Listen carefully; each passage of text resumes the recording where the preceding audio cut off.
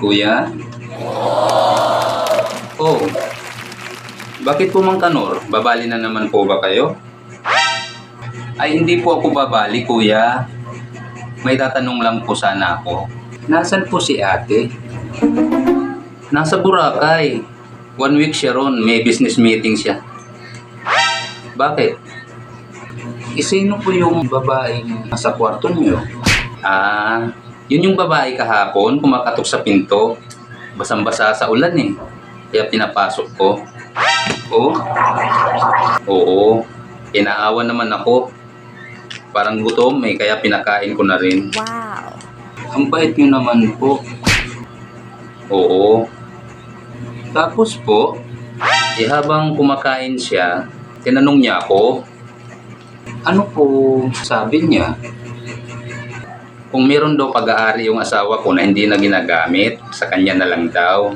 Siyempre naawa naman ako. Alam mo naman, maawain ako eh. So naisip ko, yung asawa ko, maraming mga shampoo, sabon, saka toothpaste na hindi naman ginagamit. So kinuha ko at inabot ko sa kanya.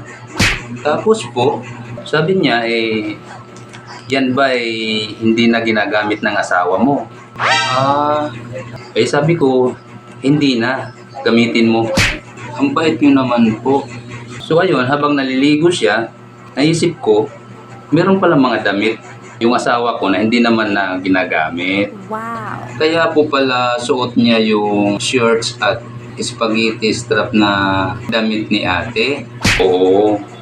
Sabi niya, yan ba hindi na ginagamit ng asawa mo? Ano naman po sagot niyo? Siyempre, sabi ko, hindi na, gamitin mo. Habang nagbibihis siya, naalala ko, meron palang mga lotion at pabango yung asawa ko na hindi na ginagamit. Wow. Kaya habang nagbibihis siya, inabot ko sa kanya yung lotion at saka yung pabango. Sabi niya, yan ba hindi na ginagamit ng asawa mo? Sabi ko, hindi na, gamitin mo. Bakit po siya nakahiga doon sa kama niyo, nakadapa? Kasi, habang naglo-lotion siya at nagpapabango, tiningnan niya ako, pababa. At nadako siya doon sa bandang baba ng pantalon ko at nakita niyang may nakabukol. Tinanong niya ako, ano po sabi niya? Yan ba hindi na ginagamit ng asawa mo? Ano po yung sagot niyo?